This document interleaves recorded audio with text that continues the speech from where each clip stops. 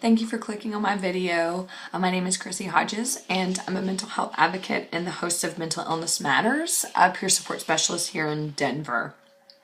Sometimes I do these little videos just to send a little message of hope to people who may be experiencing symptoms of their mental illness or just are feeling a little bit alone and maybe need some encouraging, which I need a lot of times too in my own experience with mental illness. But tonight I just wanted to share something with you really quick. I met up with some friends that I've known for a couple years that we met in what I kind of like to put as the universe brought us together, or our energy brought each other together, and they're on the path of spreading awareness about resilience.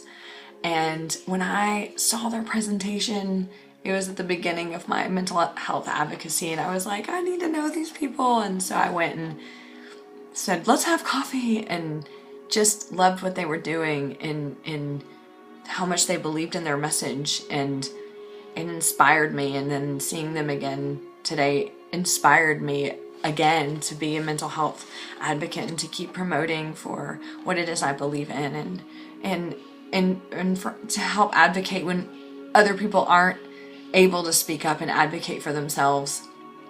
And then it made me think a little bit of a step further.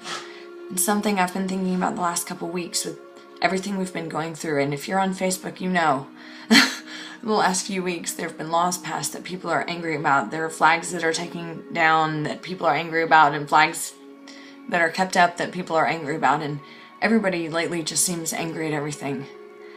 And while I feel strongly about certain things when it comes to all issues, I've also realized something, and then again tonight it was emphasized that you never know why people feel the way that they do, why they feel strongly about what they do, if you don't know what they've been through. And right there is peer support. It's just advocacy. It's putting yourself in somebody else's shoes and saying, you know what, I don't understand why you feel this way, but why don't you just tell me why? And let me understand it. Let me see it from your perspective. We seem to have lost that, all of us, as a collective whole. And we hide behind a computer screen sometimes and a keyboard. I'm guilty of it too. I'm not sitting here saying that I'm not. But sometimes I just forget that maybe you've gone through something that I don't understand. I'm out here advocating for mental health and mental illness and what I've been through. I'm trying to make you understand, and maybe I'm not listening to what it is that you've been through, and vice versa. I think the work that I've done in the last few months when I've been working in the mental the institutions, just one-on-one with people, has helped me to really understand what it means when people hit that rock bottom, when people have experiences, and we've all had them, as my friends tonight pointed out to me, that everybody has experiences where resilience has come into play.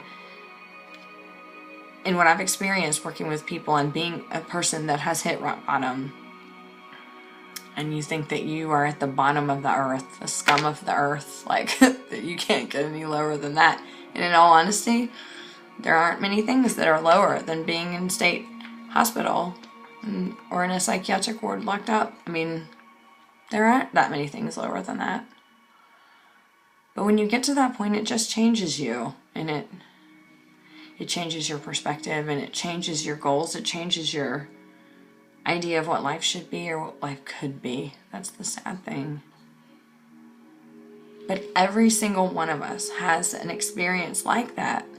May not be to that extreme, but has pushed us to a limit where we go, life could have been like this, it should have been like this, and now it's not. So what I want to leave you with today is not just stop hiding behind a keyboard, but share your experiences with people. Chances are you're going to have a lot of Me Too moments. Me Too moments. Chances are when you tell people that you've been through this, or this is why I believe this, or I feel this strongly because of this, people are going to hear your story and it's going to change who they are. Just arguing a point. You know, I could argue all day that people with mental illness aren't violent. And that's the blog that I wrote last week. I could argue that every day. People aren't going to believe me until I say, by the way, I know X amount of people. I am mentally ill. That makes me, you know, you're lumping me into a category that's untrue. And, you know, I'm sharing part of who I am and my story with someone to help, not to change someone's mind, but just to say, look at it from this perspective. Out of everything that's happened in the last few weeks, that's the biggest thing I think that I've taken away from it is those people feel a certain way because they've had an experience and they need to figure out what that is. So I just want to leave you with that today. As we're moving forward and things may get even more complicated politically or whatever, just remember that we're all humans and we've all experienced things and we've all used resiliency, which is what my friends are advocating for.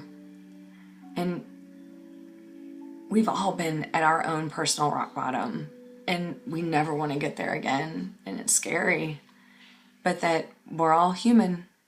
The truth is that we all want acceptance and love. That's the bottom line, isn't it?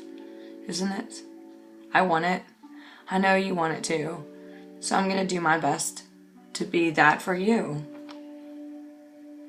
And I hope that you have a lovely week.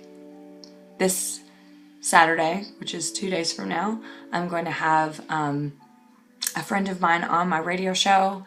She's a peer specialist here in Denver, and she's got a great story to tell about her life with mental illness. And then Margaret Sisson's going to join me, and we're going to talk about addiction. And we'll talk about parents of people who have mental illness and support system. I think it's going to be good. So it's blogtalkradio.com, and it's Mental Illness Matters, and it starts at 4 p.m. on Saturday. Thank you for clicking.